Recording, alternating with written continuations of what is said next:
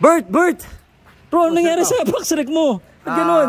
Yun, ang nangyari sa backstreak ko ay yung dati suspended ako ngayon. Suspended? Opo.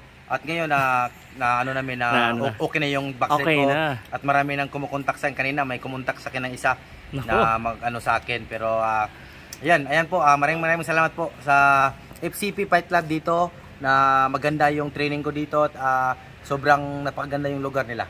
Yun. Ang ganda rin ng cup mo Oo nga.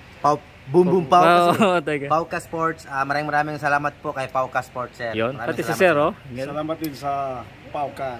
Oh, ganda ng t-shirt at saka... Pero matagal pa kayo dito, di pa kayo magte-training, no? Yes, dito pa kami. Sa 20 po kami alis ng Cebu. Then Cebu to Pakistan na po kami. Kazakhstan. Kazakhstan po. Sorry po. Kazakhstan po, pupunta na po kami. At sana po supportan nyo pong laban namin sa August 30.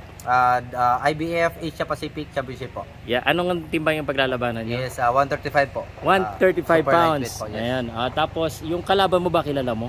Yes, kalaban ko, kilala ko si Prunan. Oh.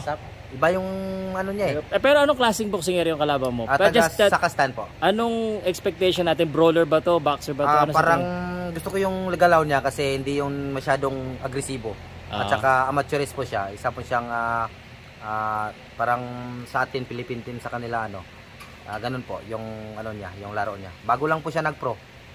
Ano sa tingin mong expectation mo sa laban? Ano mangyayari? Kailangan ba natin ng baksakan dito? Knockout? Ano sa tingin mo? Ang para sa akin, kailangan natin ng knockout doon kasi pag tatapos tayo ng round doon, talo talaga tayo.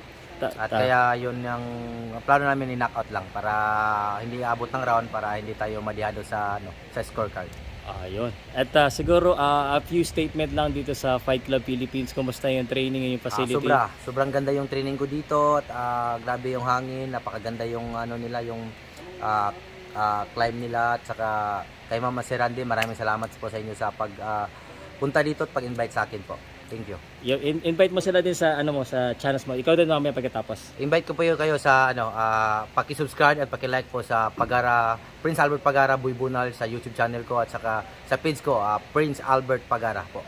Yung page ko po. Thank you. Okay na, may sasabihin ka pa?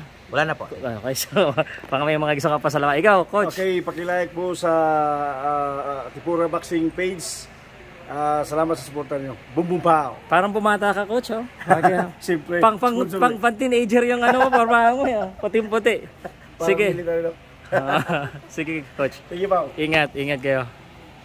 So, alis na po kami at sila Albert mag-stay dito for siguro mga ilang araw hanggang the 20th, and salamat po sa inyo lahat. Okay na yung box rec. Marami na daw kumukontak kay Albert.